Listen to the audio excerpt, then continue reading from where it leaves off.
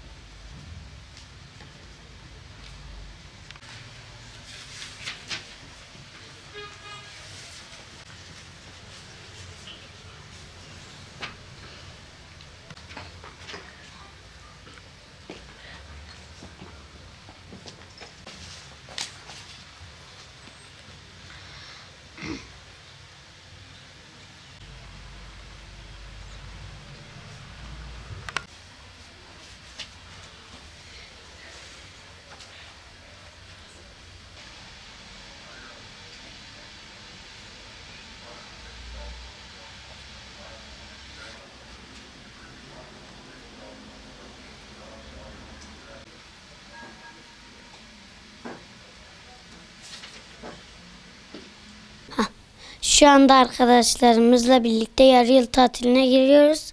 Arkadaşlarımla birlikte siyer sınavına hazırlanıyorum. Ben peygamberimizin hayatını geziyorum. Eğleniyorum da.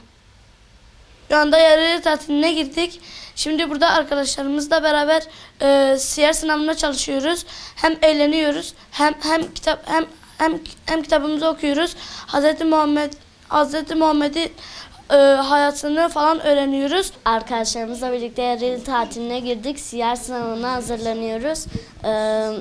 Burada hem geziyor hem eğleniyoruz. Tatilimizi böyle değerlendiriyoruz. Yarı yıl tatiline girdik. Yarı yıl tatilinde siyer sınavına çalışıyoruz. Hem eğleniyoruz hem de arkadaşlarımızla gezi yapıyoruz. Şu anda burada çalışıyoruz. Allah nasip ederse ben de dereceye girebilirim. Peygamber Efendimiz genç yaşlarında bir topluluğa katıldı. O topluluğun adı neydi? İslam'a katılan ilk Müslüman çocuk.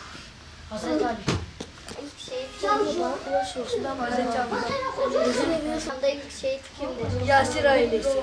Hemen valisinin adı nedir? Emre. Halife kimdir? Hazreti Ebubekir. Peygamber Efendimiz sallallahu aleyhi ve sellem Huneyn Savaşı'nda bir bineğin üstüne binmiştir. Onun adı nedir?